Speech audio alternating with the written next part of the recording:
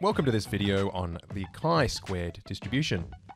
My name is Justin Zeltzer, and if you want to see any of these videos on distributions or anything statistical at all, I've got them all up on zstatistics.com. There's a series I've got on statistical regression, on the basics of descriptive stats, statistical inference. Anyway, you can go and check it out. This comes from a series that I'm doing on distributions. And yes, it's the chi-squared, not chi-squared. Thanks very much. But the chi-squared distribution. It is the Greek letter chi. It looks like a curly X with a big 2 after it. Chi-squared. So let's dig in, shall we? All right, so let's have a look and see how this video is going to play out. We're first going to have a look at the history, which will tell us who discovered the chi-squared distribution. And then we're going to see how it's actually derived. So there's an equation that looks a little bit like this. But we'll see that the chi-squared distribution comes directly from a normal distribution, a standard normal distribution. That's what that Z stands for in that equation. But we'll get there in that section. The third part of this video is quite a unique one because I've not seen this explained many other places.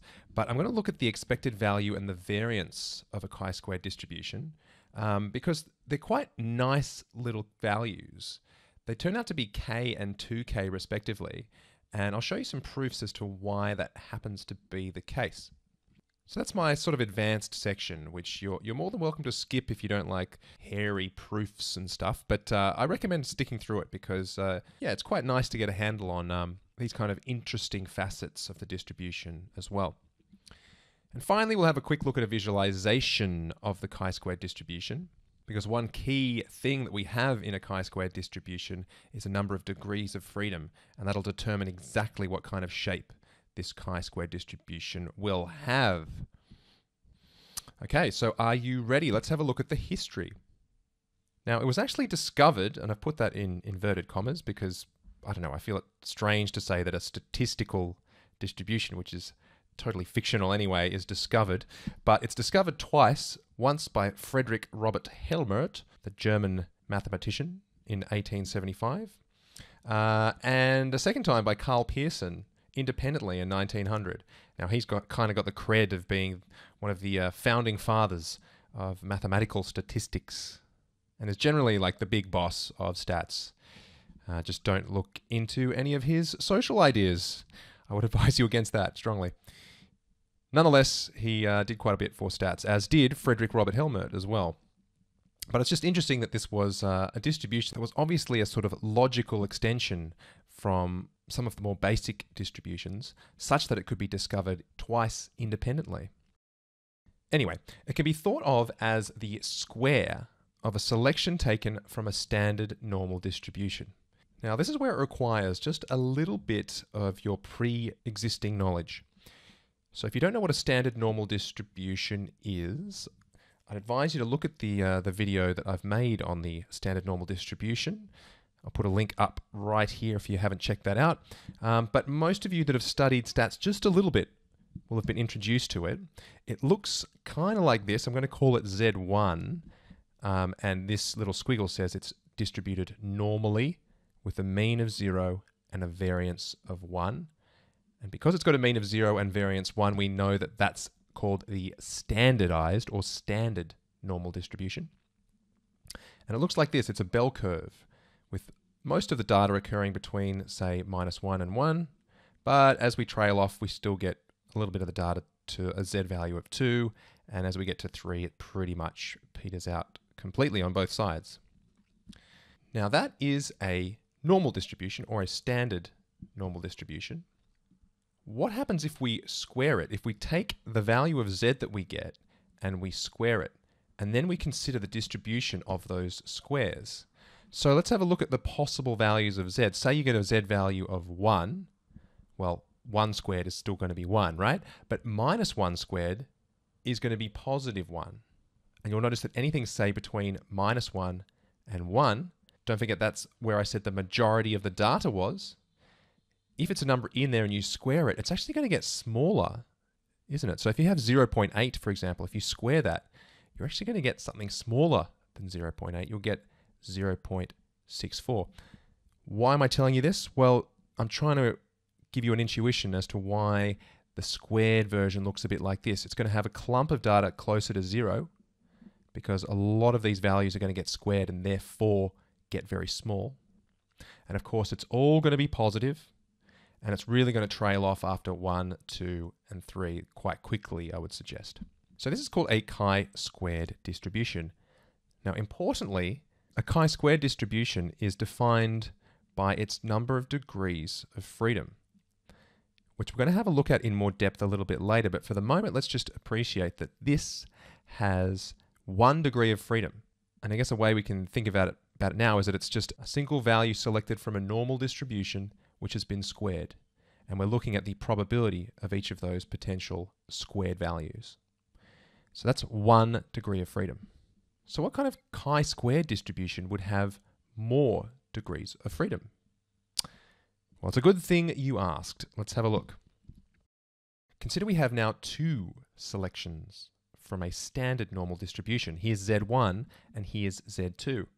Consider if we take each of these selections, square them and sum them together. And we'll call this again Q. Well, this, my friends, is still a chi-squared distribution, but in this case we have 2 degrees of freedom. This is Z1 squared plus Z2 squared. Because there's 2 of these values which have been squared and then summed, you're going to get a chi-squared distribution with 2 degrees of freedom. Okay, again, now think about potentially why this might be shaped the way it is. It looks very similar to the last one, but it's in fact a little bit more shallow. In other words, the tail is going to be a bit longer up this way, which kind of makes sense because if you're summing 2 of these squared values together, you're probably more likely now to get some of these higher values when you sum them together, because you only really need one of these Z values to be reasonably high to, when it gets squared, provide you with the summation, which is also quite high. So that's why we kind of have a longer tail here for the chi-squared with 2 degrees of freedom. Guess what the 3 degrees of freedom version looks like? You got it. If we have 3 selections from a normal distribution, square each of them independently and then sum them together, we'll get a chi-squared distribution with 3 degrees of freedom. Now this does start to look a little bit different, and we actually get a peak around kind of 1, bit more than 1 here. And I'm hoping that you can kind of see the reason for that now. Think about how we might get a value very close to 0 for Q in this case. To get that, we'd need all 3 of these selections to be very close to 0 themselves, which independently might be quite probable, but when you consider there's 3 selections, you only need one of those selections to be quite a distance away from 0 to really blow out your sort of squared value, right?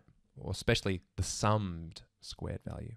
Anyway, none of this really is important for you to know, but I just like to get you to appreciate where these types of shapes of curves come from. On Z statistics, I really try to develop your intuition around statistical concepts and distributions. So forgive me if it sounds a little bit airy-fairy, but the one thing I do not like is when people just use formula and use distributions without really understanding them. So anyway, the more generalized version of a chi-squared statistic looks a bit like this, and hopefully this makes sense to you now. It's just the sum of a bunch of Z values that's a standard normal value, which have been squared. So between, and you'll notice the sum goes from between 1 to k, and the resulting value is a chi-squared distributed statistic with k degrees of freedom. So hopefully you're familiar with your summation notation here. This just means you've got k terms of the series. So if k happens to be 3, like we just saw, it's going to be Z1 squared plus Z2 squared plus Z3 squared. And that'll be a chi-squared distribution with 3 degrees of freedom. Now this is quite interesting. The mean of a chi-squared distribution is actually k. In other words, the number of degrees of freedom, which actually kind of makes sense when you think about it. Again, let's try to develop our intuition as to why k should be the mean of this distribution. I'm going to backtrack a bit. Here's the very first slide I presented with Z1 being a selection from the normal distribution. If you were to take a selection from that distribution and square it, what's the expected value of that squared outcome? Now this is where it gets kind of cool because it links in with what we understand about the concept of variance. Remember at the beginning of the video I told you that this 1 here actually represents the variance of this distribution. But what really is the variance? What does it mean to be a variance? Well, it's actually the expected squared value of the distribution. That's what variance is. Don't believe me? Well, check this out. Remember this from your studies of expectation and variance? The variance of a particular random variable is the expected value of that random variable squared minus the expected value of the variable all squared. Now, if you've never seen this before, don't worry. I'm kind of just going on a little bit of an aside here, but hopefully you can see that this expected value of Z1 is going to resolve to 0, such that in this case, the variance is, guess what? Equal to the expected value of Z squared. Interesting. So that would mean then, if we took the squared value of Z1, the expected value of this distribution, or the mean of this distribution, should be 1. And you can then apply that to the 2 degrees of freedom situation and also the 3 degrees of freedom situation. So let's zoom back through all this. Anyway, that was my little aside to explain why the mean would have to be k. Now, why is the variance 2k? Well, this is a little bit advanced, but I do want to explain this because why leave things unexplained if I can give you some degree of explanation? And because it's a little bit advanced, you can skip ahead if you like, because I do have a look at the shape of a chi-squared distribution afterwards, which is quite a useful thing to see. So I'll let you choose your own adventure if you want to stick with me here or head straight to the visualization. Again, it's going to require us to use this result where the variance of something is equal to the expected value of that thing squared minus the expected value of that thing all squared. So let's have a look at the basic case first, where we have a chi-squared distribution with 1 degree of freedom. So if it's just with 1 degree of freedom, that's just a single selection from a normal distribution that's been squared. Remember that? So we're trying to find the variance of that squared value. Now, because it's the variance of a squared value, if you take a look at the equation above, we need to find the expected value of that thing squared. Now, it's already been squared. So z squared squared is actually z to the power of 4. So this becomes z to the power of 4, and this here is just the expected value of z squared all squared. Now, I've written here this is the kurtosis, and this is a bit of an advanced concept, but I've got a video on kurtosis if you're keen.